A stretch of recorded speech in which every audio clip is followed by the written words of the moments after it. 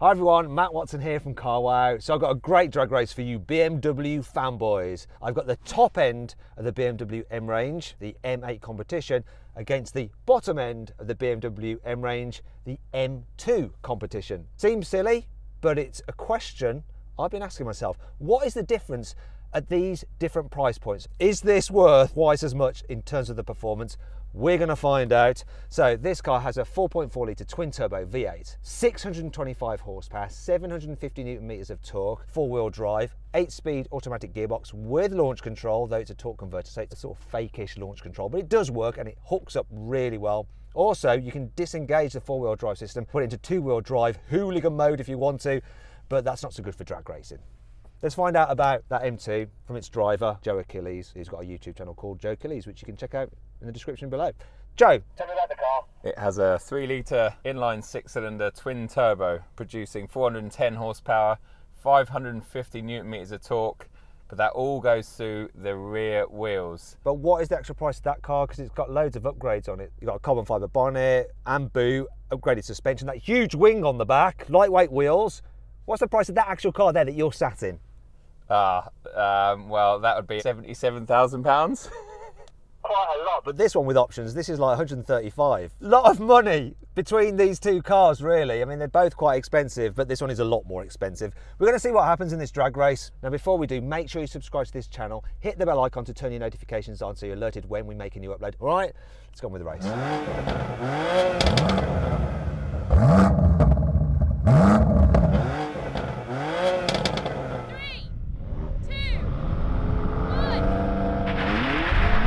Gosh, whoa. It's going a bit sideways. Oh. Matt's disappeared. This is over so quick. He was destroyed, utterly destroyed.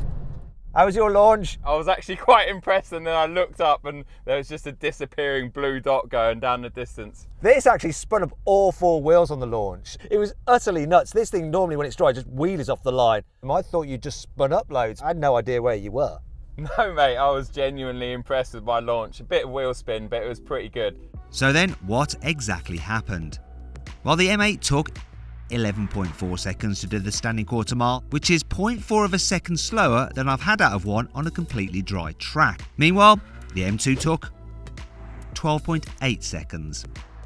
I think this is just a little bit unfair though, and I know that that M8 has a rear wheel drive only function, so I think really to make it a bit more even, you should select that.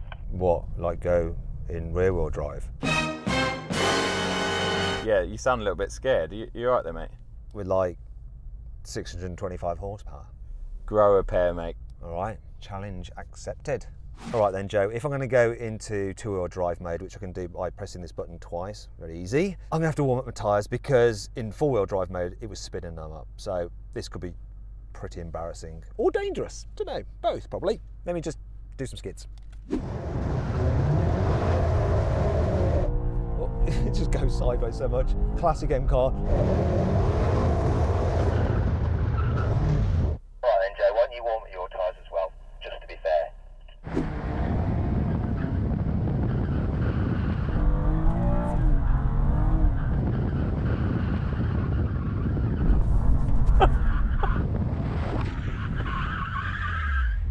Mate, you went on the grass. That's not going to help you much. Come on then, let's do this. What a fail. 3, 2, 1. Come on.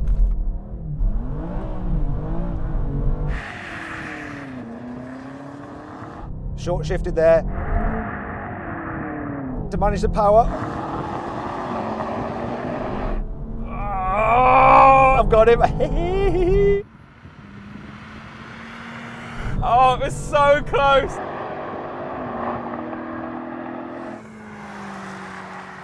Yay! Oh, mate, that was so close at the start, and then, yeah, the power. Once you hooked up, you were gone. Well, the trick with this was to just kind of be sensible. My instinct is to just Floor it in these situations, but I had to just the power, short shift as well, did the job. Well, surprise, surprise, the far more expensive and more powerful car won. So then, what happened this time? Well, in rear drive mode, the M8 really struggled with traction, and as a result, took 12.4 seconds to do the standing quarter mile. On this occasion, the M2 didn't get quite such a good start either, crossing the line in 12.9 seconds.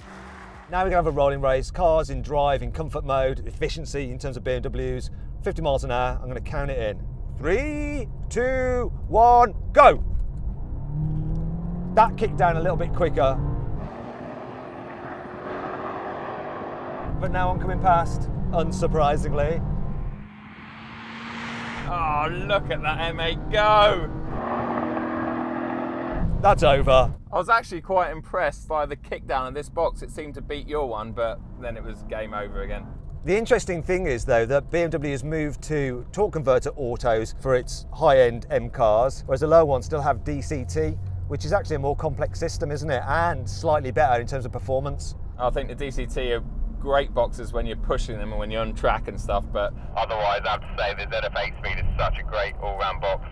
So says the marketing man for BMW. Let's do it, sports mode, in gear. 3, 2, 1, go!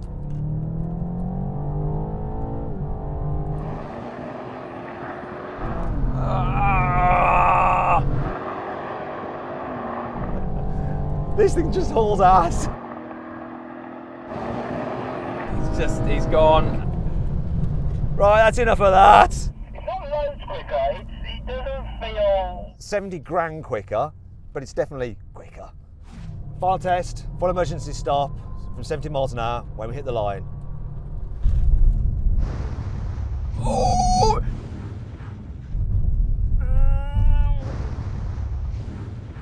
Really pushing the pedal through the floor, but it won't help because that's that. Oh yes!